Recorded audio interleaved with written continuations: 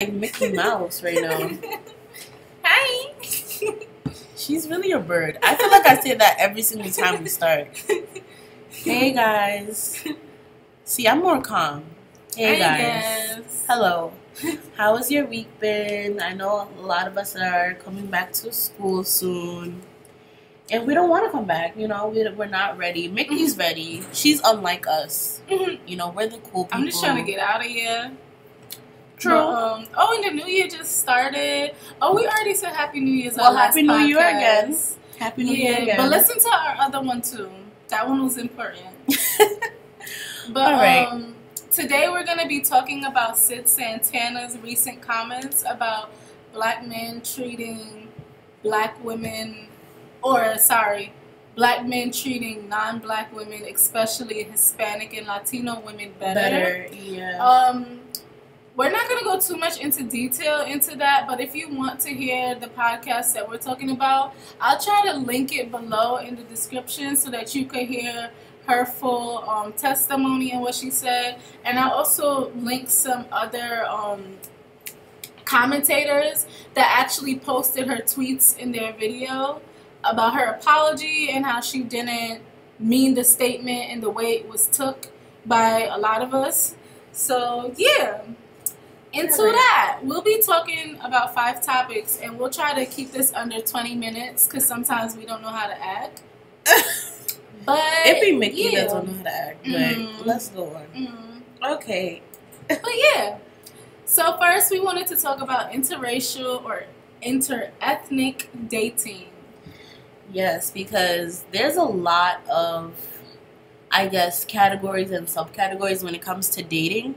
Like, even, like, just me as an African, like, I hear other Africans being like, oh, I can't date this person because they're not in my tribe. Like, y'all in the same country. Like, can y'all not chill? Even tribe. I've seen a lot of Africans that also don't like black Americans.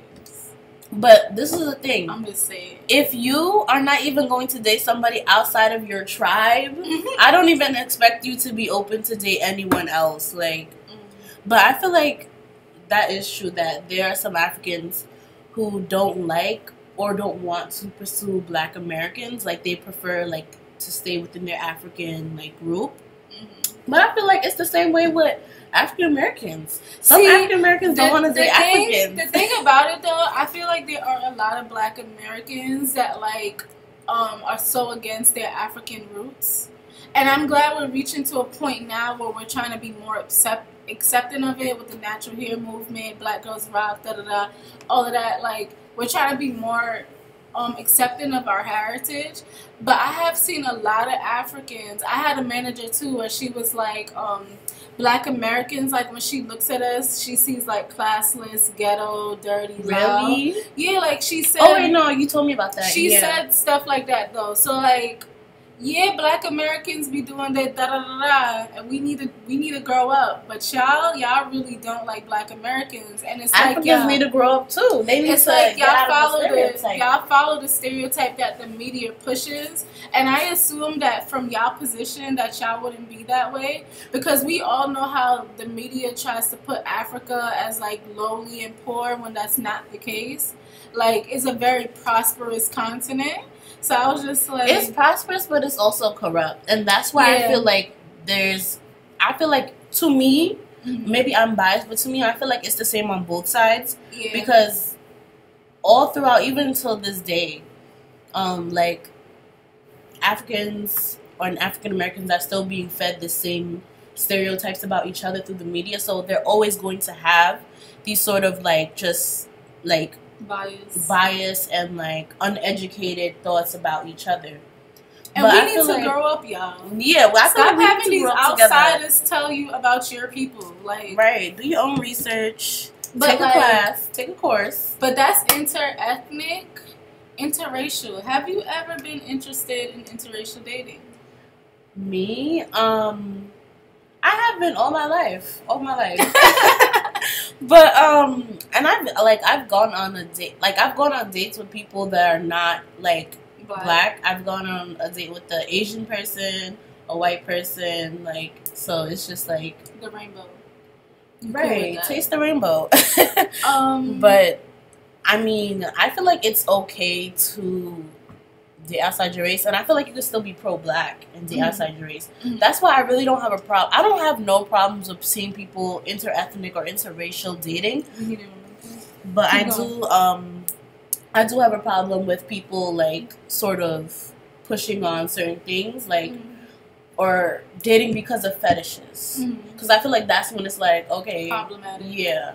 So I feel the same way. Like, I'm not gonna lie, for the most part, I do believe that in the future I would love the idea of my husband being black, because I just like the idea of black love. And I feel like sometimes, I know like people are gonna say color doesn't matter. It does. I'm sorry. I think seeing like two black people in a household is a very great image or like representation to have as a child. Yeah. To just show that they could be like community or unity within our community or whatever. Because I remember like in high school when I knew a black girl that had both of her parents in her household. I thought that was very surprising. Like, I was shocked, and she was Jamaican on top of that, and I'm Jamaican, and I know Jamaican men is wild. So like when she told me that, like, not saying all of y'all, I know one of y'all gonna comment about respond in the comments, but be respectful. Like, not trying to say all Jamaicans like that, but now looking back at that, I'm like, dang, like, why am I surprised? Like, even you had both your parents or whatever. Me, like, I grew up with just my mother. Like, I see my father here or there, but I didn't really know him as a person. He never lived in my household. Like, I don't really know anything about him or whatever. So, like, I don't know. I think, like, I love the idea of black love, and I completely support it.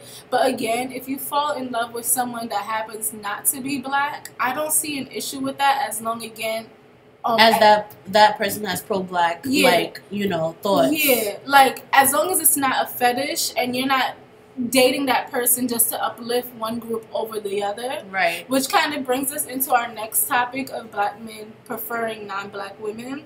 And like, then we can sort of go into, like, the whole Santana situation. Yeah, so, like, in those instances when it's, like, I understand that everybody's attracted to what they're attracted to. Like, sometimes you can't help your preferences.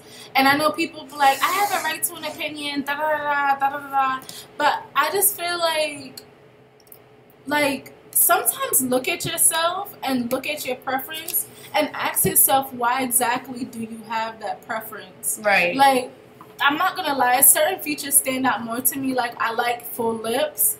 I like height, like I like tall, like stuff like that stands out to me. I'm not gonna lie. If you 6'1" and up, comment under the video. Not even 6'1". I mean like 6'4".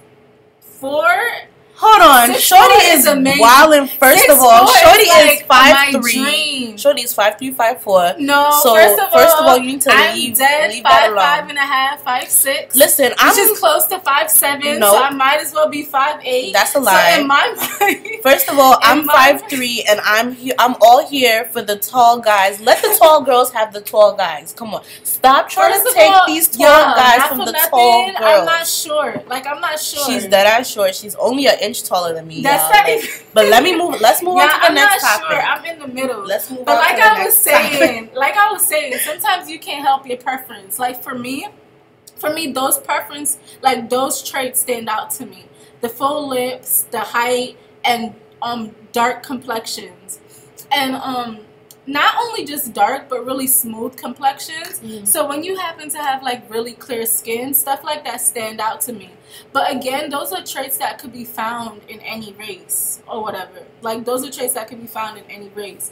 But when you're someone that's like, oh, like, I'm just dating someone because they're this race or because they're that race, it kind of like, especially when they're not your own, like, that kind of makes me look at you like, why do you not like your people? So do you feel like, let me just ask you this, do you feel like Santana has a fetish for black men? I think that a lot of people have fetishes for black men. Would you say that Cardi B has a fetish for black men? You saw that interview that she had? I'm not gonna lie to y'all, not for nothing, people don't get mad, Cardi B's black. Like, I know she's not. But I mean like dark skin. Like she specifically states that she don't really fuck with when she say Spanish, she don't mean like the light skinned I mean, Latinos. She means that she wants like a dark skinned person, like yeah, like specifically not Latino descent. I think that a lot of people do fetish black men because they have this stereotypical mandingo, big black, da da da. Well, in their mind, and I'm not gonna lie, like. Some girls like rough dudes. Like they like dudes that's like rough around the edges. Not saying you gotta be a gangbanger, but like certain features or traits, people do find that attractive. I feel like these people attach that to like dark skinned men way too often. Yeah, which is bad because it relates to black men being criminalized. Exactly. Or whatever. But I do think that a lot of people do fetish black men. Not saying necessarily Cardi B, because I don't know her personally. Of that comment, it would assume so. Yeah. But I do think that a lot of people do fetishize black men. But back to the thing, like, if you have a certain preference, it's like, if you look at yourself and like, you evaluate your preferences, it's like, is there something deep rooted related to your preference? Like, if you're a dark skinned black man and you're like, oh, I don't like dark skinned black women, why exactly? Like, did you see what what's his name was talking about on Twitter? He was talking about, oh, he just drove by and he saw a woman, a dark skinned woman. He said he doesn't want to see any dark skinned black women, his complexion or darker, rocking a blonde wig. And he was like, they gonna make fun of you, like this, that, and the third. And it's just like, boy, ain't nobody, what's his name, Leroy, I don't know, ain't nobody want your opinion on that. And it's like, black men continue to have these sort of stereotypes about black women and for their complexion and darker, and he is a dark-skinned man, and that's it's just true. Like, you gotta let like people, black women, as we know, tend to be at the bottom of the totem pole. And I feel like a lot of times, people, with women in general as well, sometimes men feel like they're entitled to our body, or they feel like they have the right to tell us how we should wear ourselves or how we should carry our body. Like Meek Mill attacking us. This is my thing in relation, in support. I'm gonna play devil's advocate real quick. Not gonna lie, busted wigs, yo, nah, them joints be catching my attention too. And I don't mean to be disrespectful. Just make sure ain't nobody can see that shit. Nah, yo, come on. That joint be catching my attention too. I'm not gonna lie to you. And I'm straight too. I'm straight. Big booties be catching my attention too. What? So I understand how sometimes they feel the need to commentate. Because sometimes I feel the need to commentate like, dang, shorty thick. But let's be honest, like, sometimes with wigs, these things have to be investments. Like, sometimes you have to, like, you know, handle your situation accordingly. Yeah. Like, and you have, if you don't have money for something, you don't gotta run out and buy it now. Like, you know, save up for something of quality. Right. Because I'm not gonna lie, when the joint don't be blended, it's not plucked right. And I'm somebody, I don't know nothing about wigs. Like, you know, just it's handle your situation. Try to do your research. Read reviews. Because sometimes these stuff that be getting out of hand. I'm not gonna lie to you. It be getting out of hand. And I just feel like, I don't think he was right for saying that dark-skinned black women shouldn't wear blonde hair, because that serves none of your business. Like, that's something you can't, like, that has nothing to do with you. I think I'm in the minority in this instance. I actually like blonde hair on darker complexions, because I'm attracted. It just has to be nice. I'm attracted like the right undertone, the right colors, right, like the right shade or whatever. But I actually like the contrast. I think it looks very beautiful. There was this African girl. I'm sorry, I don't know where in Africa she's from. She's a model and she has blonde hair. I'm gonna see if I can find a picture of her, put it in, and then put where she's from or whatever. And like, I just feel like the contrast against her skin is like a real dark chocolate. It looks nice to me or whatever. But again, you have to know how to work. You gotta know how to finesse that. Because busted wigs get everybody's attention. Like, let's not lie out here. Like, yeah, that's true. It's just like too ponytails. Yeah. But I just feel like I'm really tired of black women being always the butt of the joke. Yeah. But I also want to talk about how I really want to talk about why I think like Hispanic women do prefer darker skinned guys, and I have a friend who was Dominican, and I remember like growing up with her in high school, and she told me the same thing, that like she prefers guys that are black or guys that are dark skinned, and I feel like it has to do honestly with the fact that Hispanic men want girls that are white.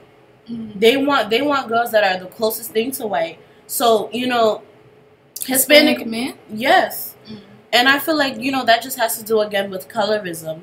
And so since, if you're a Hispanic woman and you're not too dark and you're not, too light, then a black man, a dark-skinned black man is going to be, you're going to be attracted to that because they praise you. Okay. They praise you and they give you, or you think that they're praising you, which when they're actually just fetishing you. It's not true love. It's not like, it's not like they really like you. And this is not to say to all people that are, Hispanic and with a black person. That's not for everybody. But I'm just saying that in a general, like, consensus, like, these fetishes do exist and they're perpetuated by society. Not everyone that, if you happen to be in that circumstance where you're Hispanic and you're with a black person or vice versa, I'm not saying that you automatically have that.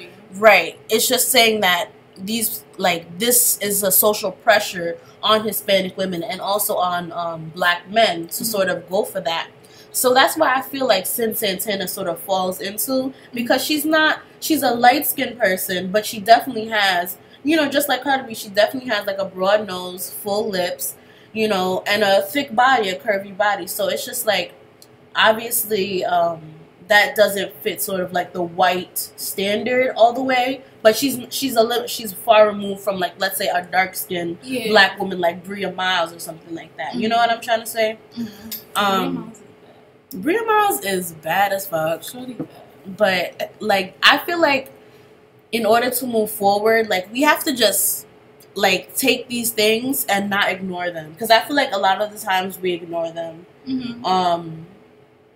It just happens, like, everywhere. If you're, like, a little bit lighter, like, I'm not light-skinned, but I'm a little bit lighter than a lot of people that I grew up with. Because a lot of the people that I grew up with were, like, a deep, dark skin complexion. Like me. So to them, she's not as dark as them, but anyway, you still black, honey. I'm not trying to say, but anyway, I'm trying to say, like, I feel like certain people that were very dark, they saw me as, like, not light skin, but like, oh, she's still like lighter, like, you know what I'm trying to say. So I'm attracted to this person in that way, and I have to really sit here and think about it, because it's just like a lot of the people that I've been with or talked to were mainly dark skin, like very, very deep dark complexion.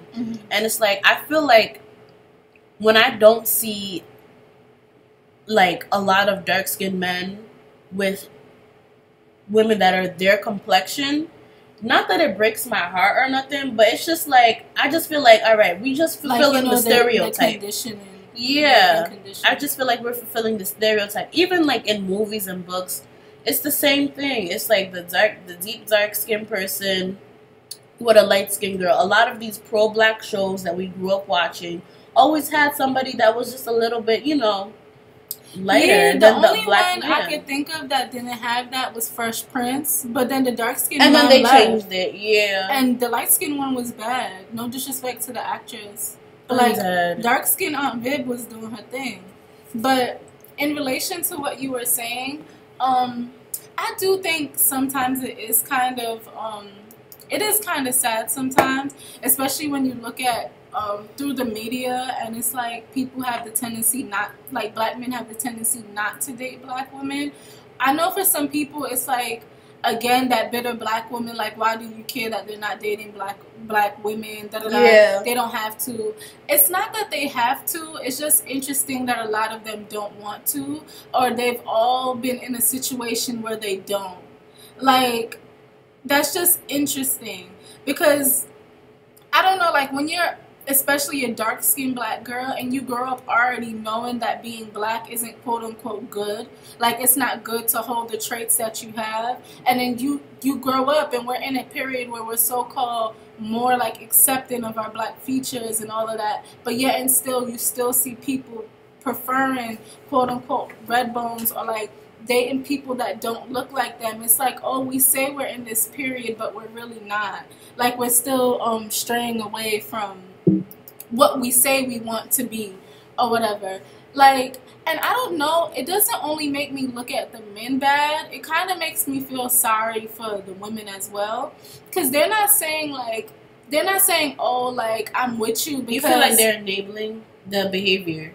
Not necessarily enabling them, even though I do feel like them knowing that men, like you said, with sin, them knowing that these men praise them makes them feel better about themselves sometimes. Yeah. But I do feel sad for them because it's like, he's not saying that he's with you because of who you are as a person or that he has so much love for you. He's saying that he's with you because he just wanted someone that's not black. Like, he was just trying to find an alternative. There's nothing about you personally that's amazing. It's just the fact that he didn't want to settle for a black woman. So he was just with somebody that didn't look like a black woman but had the tendency to have black personality traits, quote unquote black female personality traits. So it's like, I don't know. And it's like, I feel like if they can both exist, like the whole, like maybe he still liked characteristics about you, but maybe he only sought people that look like you. Yeah, that's what I'm saying. With those things. That's what I'm saying. Like, when I'm saying off jump, like,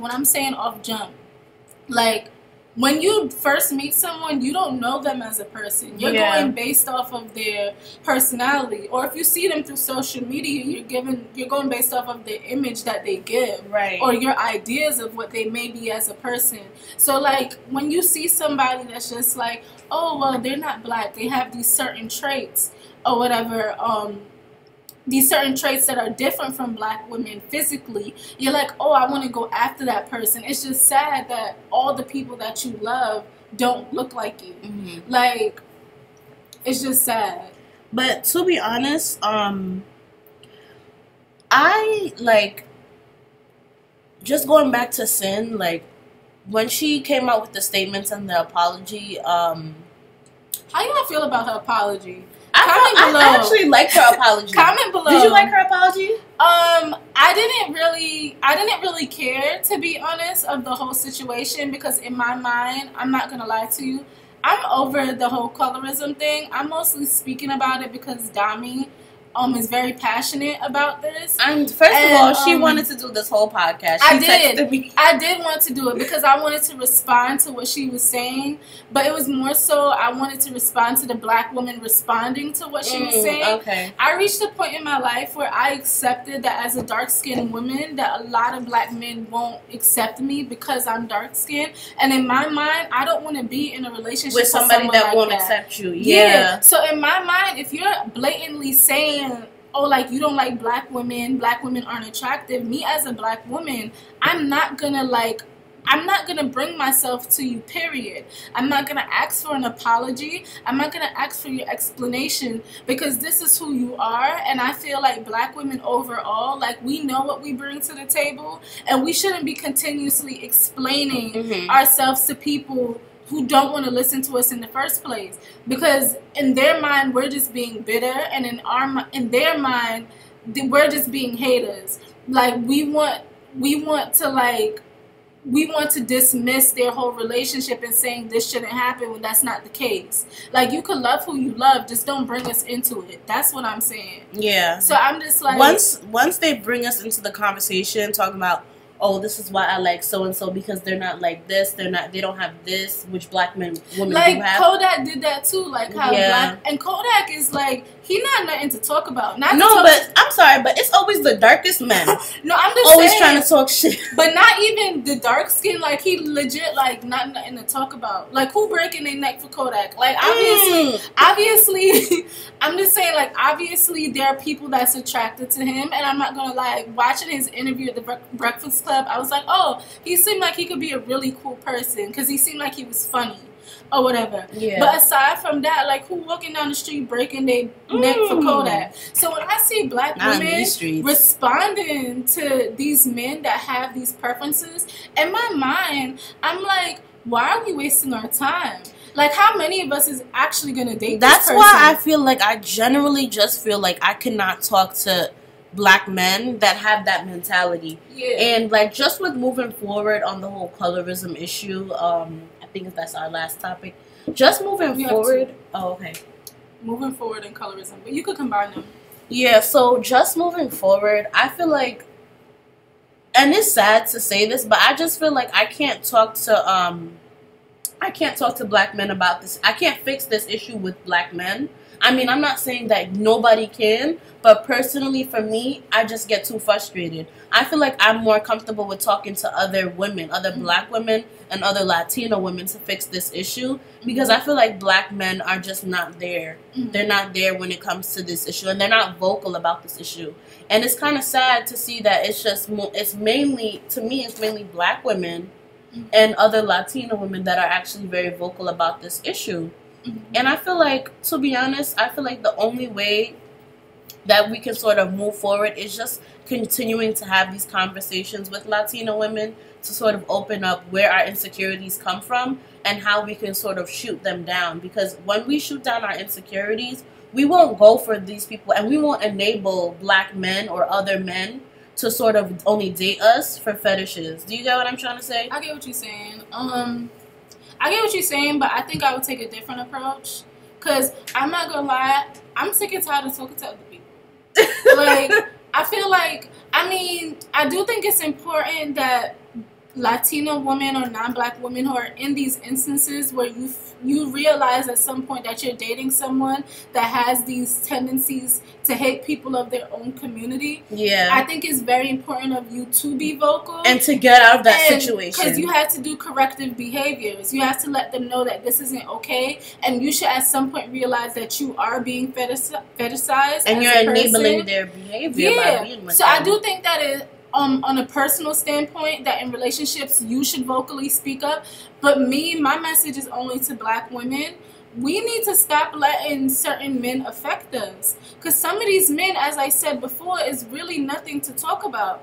Like, I'm just saying, like, overall, and y'all already know how it is. One black woman say something, we all bitter. So, like, just leave it alone. The dude tell you this is his preference, let that be his preference, and let's mind our business. Because, again, they are nothing to talk about. I feel like... Yeah, you could try to educate them, I guess, but it's just like, don't be wasting too much time educating. That's why before I said I'm not speaking on colorism or light skin privilege, because again, when you speak on these issues, people are gonna be like, well, if so and so did that, or if this and that the third, or when I was in the 5th grade, somebody teased me for being light skinned. It's always the people that are in a privileged position.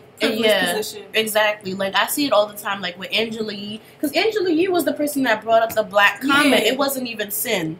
You know, she's enabling that behavior as, like, because this is the thing, Sin never talked down to black women, I guess, but she was being shady with what she said. You know what I'm saying? She didn't have to finish her sentence. We get the implications. And then she had to apologize for that. Good for her. But anyways, and she didn't have to apologize. Y'all need to stop asking people to apologize to y'all. They could have kept that apology.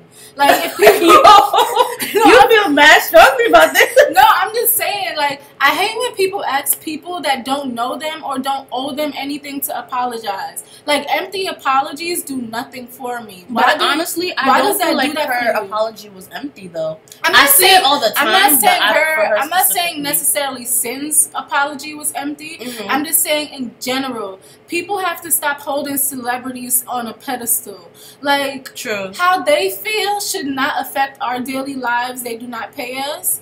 They do not owe us anything. Like, that's true, but this is the only thing. If you use your platform and you use your platform negatively and you're making money off of that, I'm not going to support you, and I expect other people to take down not support you. The same way they have the right to say what they say is the same way we have the right not to support them. Because I'm not going to lie to you. Don't make them trending. Don't make them popping. Don't pay for their shit. Like, don't watch their show. I'm not going to lie to you. Whether or not they apologize, depending on who it is, I'm still not supporting you. So what's the point of you apologizing? Like, I'm not going to support you. And I feel like that's the thing people need to take into account, that, like, it's good to talk about the issue. Yeah. You know, with amongst ourselves.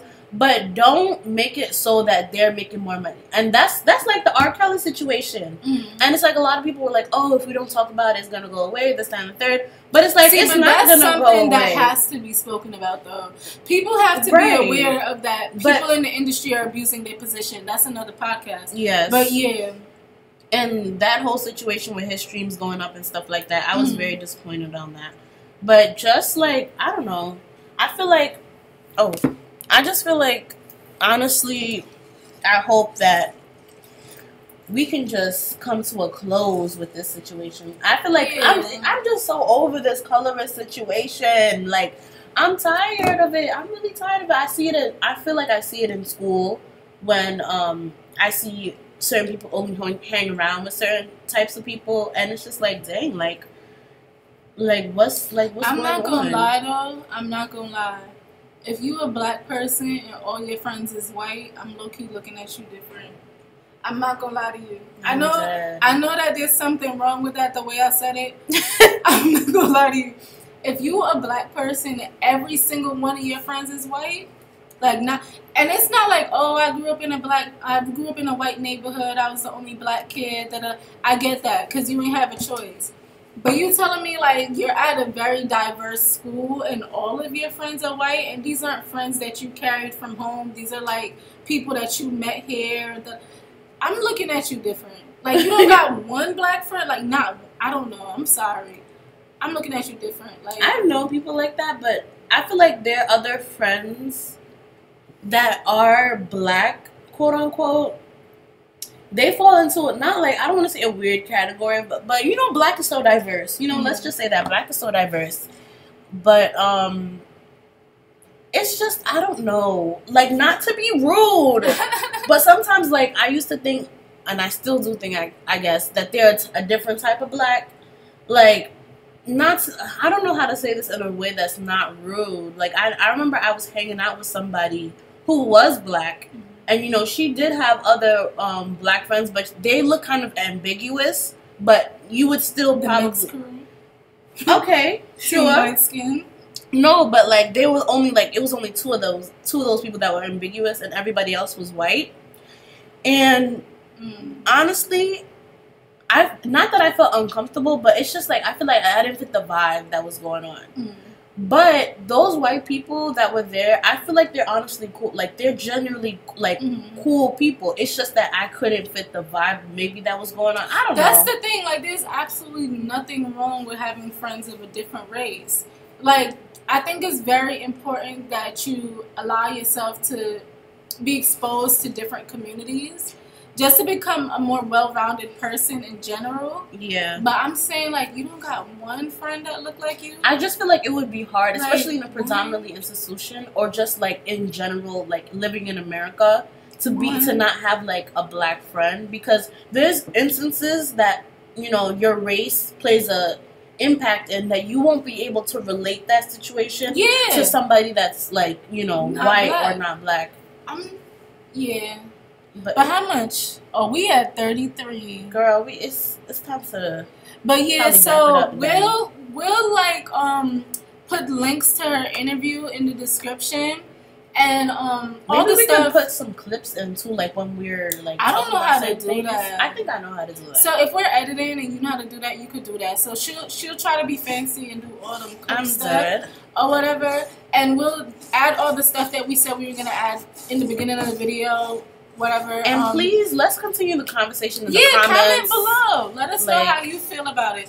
Do you feel like black men holding preference to only non-black women says a lot about them? Or do you feel like they shouldn't be forced to censor their emotions, and that this has nothing to do with them as a person? It's just what they're attracted to by nature. And, like, say, like, if you just, like, tell us, like, what you think about preference. Like, the word preference, what do you think that means to you? Do you feel like preference is actually very toxic? Or do you feel like it's just, you know, something we all just have? Like, does preference limit us? I feel like it does. Does it limit us? Let's continue all of this in the comments section. Thank you guys for listening up to this point. We really appreciate you. Thank you so much. She's still a bird. All right, and tune into Bye. our next podcast. We should have a schedule on like when we want to, like for the semester, when we want to I would upload. like that. Like when we want to like that. All right, y'all. We gonna talk to y'all later in the next podcast. Bye.